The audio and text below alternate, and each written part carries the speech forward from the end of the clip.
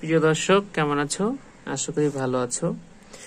তো আজকে আমরা শিখব সেট প্রকাশের পদ্ধতি নিয়ে, যে সেট প্রকাশের পদ্ধতি কতটি, কি কি। হ্যাঁ, তোমরা যারা নবম দশম শ্রেণীতে পড়ো বা এসএসসি পরীক্ষা দেবে, ঠিক আছে, বা প্রস্তুতি নিচ্ছ এসএসসি দেওয়ার, এই ভিডিওটি তোমাদের জন্য খুব গুরুত্বপূর্ণ।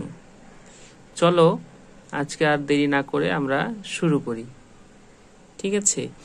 তো গতদিন আমরা আলোচনা করেছিলাম সেট নিয়ে। তো সেটটা কি আমরা যদি হালকা করে একটু মনে করি, সেট কি?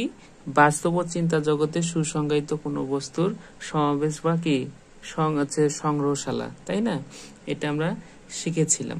অর্থাৎ তুমি যদি মনে করো, এখানে যদি আমরা লিখি যে আমরা ভাওয়েল কয়টা জানি, ভাওয়েল জানি হচ্ছে কয়টা আছে ইংরেজিতে, ভাওয়েল সংখ্যা কয়টা? ইংরেজিতে ভাওয়েল হচ্ছে এ, ই, আই, ও, ইউ, 5টা, তাই না? তাহলে ইংরেজিতে হচ্ছে ভাওয়েল হচ্ছে 5টা। এটাকে যদি আমরা কি সেকেন্ড ব্র্যাকেট দিয়ে আটকিয়ে দেই, তাহলে এটা কি একটা সেট, ঠিক আছে। অর্থাৎ বাস্তব ও চিন্তা জগতের সুসংজ্ঞায়িত, অর্থাৎ এখানে কি শুধু ভাওয়েল গুলাই রয়েছে, সুসংজ্ঞায়িত কোনো কিছুর সংগ্রহকেই আমরা কি সেট বলি, ঠিক আছে। আশা করি তোমরা বুঝেছো। আর তোমরা যদি না বোঝো, অবশ্যই আমার এই গত পার্টের ভিডিওটি দেখে নেবে। আর আরেকটা কথা হচ্ছে যে সেট, আমরা সেট শিখেছি, এখন আমরা সেট প্রকাশের পদ্ধতি শিখব। তো সেট প্রকাশের পদ্ধতি নিয়েও গত ভিডিওতে আলোচনা করা হয়েছে। আজকে আমরা উদাহরণ সহ ভালো করে শিখবো। সেট প্রকাশের পদ্ধতি হচ্ছে কয়টা? 2টা। একটা কি তালিকা পদ্ধতি, আর একটা কি সেট গঠন পদ্ধতি। আচ্ছা, তোমাদের কি মনে আছে তালিকা পদ্ধতির নাম কি?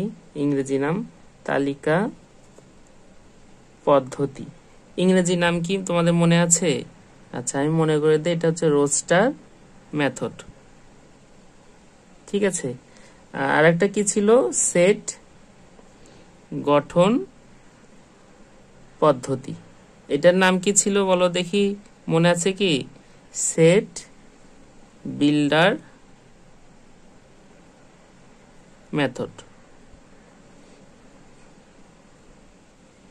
এই দুইটা পদ্ধতি নিয়ে গতদিন আলোচনা করা হয়েছিল, তোমরা অবশ্যই অবগত রয়েছো। তো এই দুটার ক্ষেত্রে আমরা কি শিখেছিলাম? এই দুটার মধ্যে তালিকা পদ্ধতিতে কি উপাদানগুলো কি সকল উপাদানগুলো সুনির্দিষ্টভাবে কি উল্লেখ করা থাকবে এবং দ্বিতীয় বন্ধনী দ্বারা যুক্ত থাকবে। এটা কি ছিল? এটা হচ্ছে সকল উপাদান উল্লেখ থাকবে, তাই না? এটা আমরা শিখেছিলাম। আর এটাতে কি শিখেছিলাম?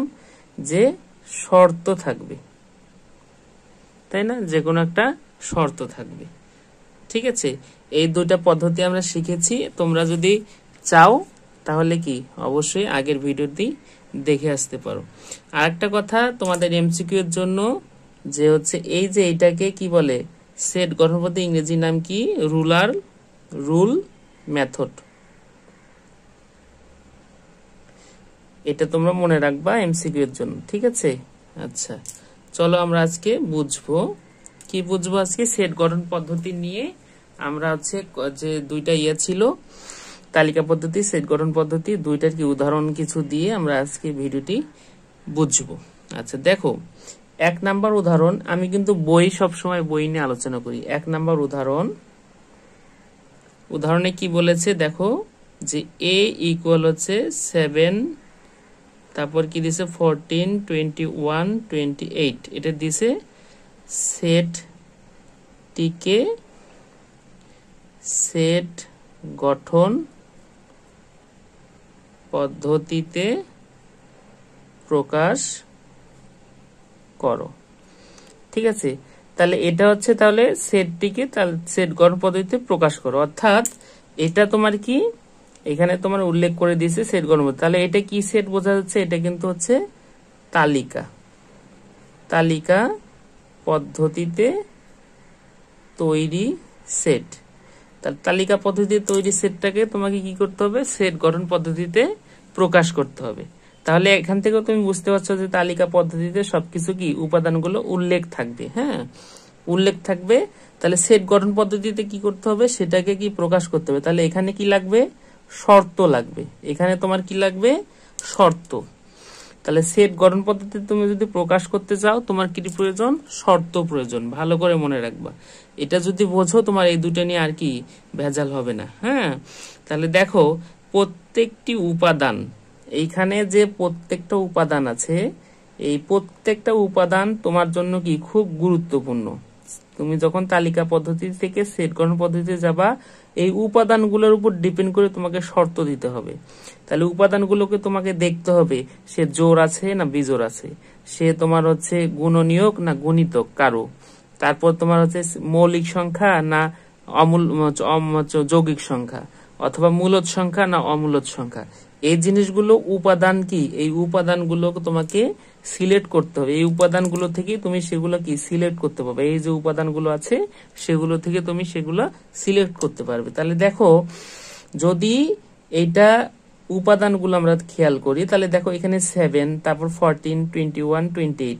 তাহলে দেখো তো প্রত্যেকটাই 7 দিয়ে কি ভাগ যায় না? যায় তো।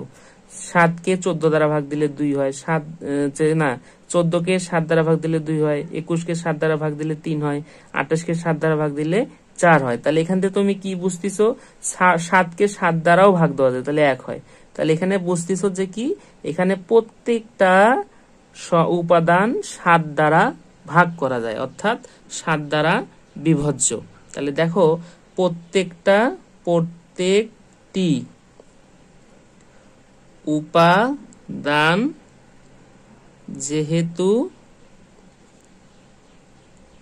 7 দ্বারা কি বিভাজ্য, এবং আরেকটা জিনিস লক্ষ্য করো, এখানে দেখো তো যে এটা কি কার গুণনীয়ক না গুণিতক? আমি প্রথমে বলেছি গুণনীয়ক না গুণিতক তোমাকে লক্ষ্য করতে হবে। তাহলে দেখো 7 এর গুণিতক কি 14, তারপর কি 7 এর গুণিতক কি 21, তারপর 28, এগুলো কিন্তু 7 এর। তারপর আসবে কত?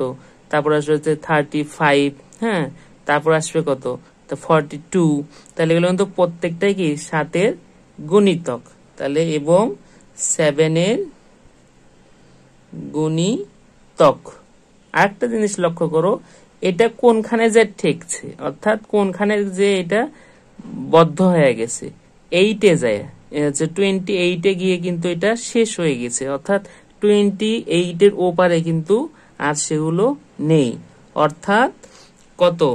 28-এর 28-এর এগুলো কি বড় নেই, তাই না?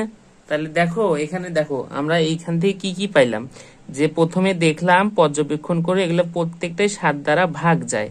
তারপর দেখলাম প্রত্যেকটা এলিমেন্ট 7-এর কি গুণিতক। আবার দেখলাম গুণিতকগুলো কোথায় গিয়ে শেষ হয়েছে? 28-এ, অর্থাৎ 28-এ গিয়ে গুণিতকগুলো শেষ হয়েছে, অর্থাৎ 28-এর বড় আর কেউ নাই। এখন আমরা শর্ত দেখব। শর্ত তাহলে কি হবে কাও দেখি। শর্ততে তুমি যখন লিখতে যাবা a ইকুয়াল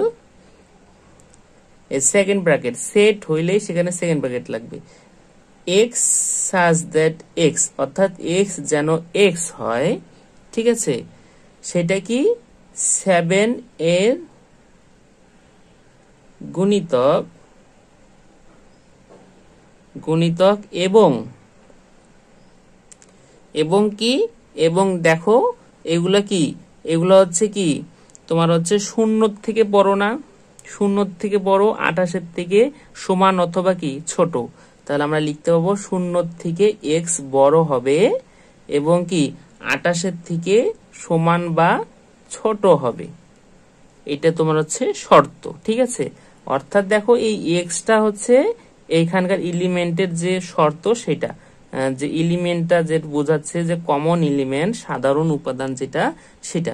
অর্থাৎ দেখো এই এক্সটা নিয়ে কিন্তু এক্সটা কি 7-এর গুণিতক, এবং এক্সটা কি এক্সটা হচ্ছে 7 সবগুলো দ্বারা ভাগ যায় 7 দিয়ে, সেটা হচ্ছে এক্স। আবার দেখো এখানে বলছে এই এক্সটাই, অর্থাৎ কি এইটাই হচ্ছে কি 7-এর গুণিতক, এবং কি সেটা কি 28-এর থেকে বড় হবে না, এবং তাহলে ছোট, এবং কি সেটা 28 পর্যন্ত গিয়েছে, অর্থাৎ কি সেটা 28-এর সমান হইতে পারে। আবার কি সেটা শূন্য থেকে বড়। এখানে দেখো তো শূন্য, এখানে কি আছে, শূন্য আছে বা তোমার হচ্ছে 1 2 3 4 এগুলো আছে নাই, তাহলে 7 থেকে শুরু হয়েছে, এজন্য কি শূন্য থেকে বড় অবশ্যই হবে, শূন্য থেকে ছোট হবে না, শূন্য থেকে বড়, 28 থেকে ছোট। এই হচ্ছে তোমার ছিল হচ্ছে প্রথমটা তালিকা পদ্ধতি থেকে তোমার সেট গঠন পদ্ধতিতে আমরা কি প্রকাশ করেছি। এখন আমরা দ্বিতীয় উদাহরণ দেখব, উদাহরণ 2। আচ্ছা দেখো বি ইকুয়াল দেওয়া আছে x সাজ দ্যাট x, তারপর কি 28 এর গুণনীয়ক সেটটি তালিকা পদ্ধতিতে প্রকাশ করো।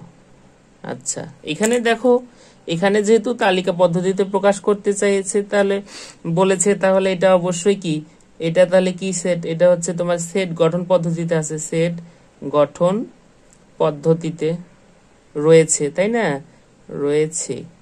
আচ্ছা দেখো তাহলে এই যে এখানে দেখো, এখানে কিন্তু শর্ত দেওয়া আছে, এগুলো কিন্তু শর্ত, তাহলে আমরা এখান থেকেও বুঝতে পারছি যে সেট গঠন পদ্ধতিতে শর্ত লাগবে। এখন দেখো তালিকা পদ্ধতিতে তোমাকে প্রকাশ করতে বলেছে, তাহলে অবশ্যই সেগুলো কি উল্লেখ, উপাদানগুলো উল্লেখ করতে হবে, সেখানে তোমাকে দেখাই দিতে হবে। তাহলে এখানে দেখো, এখানে আমরা কি লিখতে পারি, এখানে কি বলেই দিয়েছে তোমাকে x সাজ দ্যাট x, অর্থাৎ x যেন x হয়, সেটা কি 28 এর গুণনীয়ক, 28 এর গুণনীয়ক বলে দিছে তোমাকে শর্তে। 28 এর গুণনীয়ক গুলো কি আমরা যদি লিখি, লেখো, যদি আমরা লিখি 28 এর গুণনীয়ক, 28 ইকুয়াল হচ্ছে 1 গুণন 28, তারপর কত, তারপর হচ্ছে তোমার এইখান থেকে 28 যদি আমরা লিখি তাহলে কি 2 গুণন 14, তারপর যদি 28 লিখি তাহলে কি হচ্ছে, তাহলে দেখো 4 গুণন 7, অর্থাৎ এইখান থেকে এগুলো কি 28 এর গুণনীয়ক, তাই না, 1 2 4 7 14 28, এগুলো কি 28 এর গুণনীয়ক। তাহলে আমরা এখান থেকে লিখতে পারি অতএব 28 এর গুণনীয়ক কি কি, যে 1 2 4 7 14 28, তাই না। তাহলে আমরা এখান থেকে পাইলাম এগুলো হচ্ছে 28 এর গুণনীয়ক। তাহলে আমরা এখান থেকে লিখে দিতে পারি অতএব বি ইকুয়াল কি লিখতে পারি, 1 2 4 7 14 28, তাহলে এইগুলা হচ্ছে 28 এর গুণনীয়ক, দুই পাশে আমরা কি সেকেন্ড ব্র্যাকেট দিয়েছি, অর্থাৎ এগুলো কি সেটের অন্তর্গত হয়ে গেছে, অথবা এটা একটা সেট বোঝাচ্ছে। তাহলে দেখো তালিকা পদ্ধতিতে কি আসলো, তালিকা পদ্ধতিতে উপাদানগুলো কি উল্লেখ করা, উপাদানগুলো তুমি দেখতে পাচ্ছ এবং কমা দিয়ে দিয়ে লিখেছো। আর আরেকটা বোঝার বিষয় সেখানে, এখানে সেটা হচ্ছে এখানে কিন্তু সেট গঠন পদ্ধতিতে শর্ত দেওয়া থাকবে, আর এখানে কিন্তু উপাদানগুলো উল্লেখ করা থাকবে। এই ছিল আজকে ভিডিওটি, অনেক বড় হয়ে যাচ্ছে। হ্যাঁ, আমরা আবার পরবর্তীতে আরো হচ্ছে ভিডিও আমরা তৈরি করব, এটা নিয়ে আসবো। তা তোমরা যারা বুঝলে তারা অবশ্যই কিন্তু কমেন্টে জানাবা, ঠিক আছে, যে তোমরা বুঝেছো কি না বুঝেছো। অবশ্যই তোমরা আমার দর্শক এবং শিক্ষার্থী অথবা যারা আরো আদার্স রয়েছে, তোমরা অবশ্যই দেখে আমাকে কমেন্টে জানাবা, তোমাদের প্রায়োরিটিটা সবার আগে। আর ভালো কথা, যদি তোমাদের ভালো লাগে তাহলে অবশ্যই লাইক কমেন্ট শেয়ার দেবে, অবশ্যই বন্ধুদের মাঝে শেয়ার দেবে। আর শোনো, আর একটা কথা, আগামীতে আমরা শিখবো যে সেটের প্রকারভেদ, সেটের মাঝে যে সম্পর্কগুলো রয়েছে সেগুলো। ততক্ষণ পর্যন্ত গণিত শেখো, গণিত নিয়ে মজা করো। আর এই আরেকটা কথা বলি শেষে, যে এই ইউটিউব চ্যানেলের পাশাপাশি আমার একটা কি ফেসবুক পেজ রয়েছে, সেটার নামও একই, ম্যাথমেটিক্স জোন, ঠিক আছে। এই ম্যাথমেটিক্স জোন ফেসবুক পেজ রয়েছে, তাহলে তোমরা অবশ্যই কি সেখানে কি ফলো দিয়ে আসবে, ঠিক আছে। তো সবাই ভালো থাকবা, সুস্থ থাকবা, সবার জন্য শুভকামনা।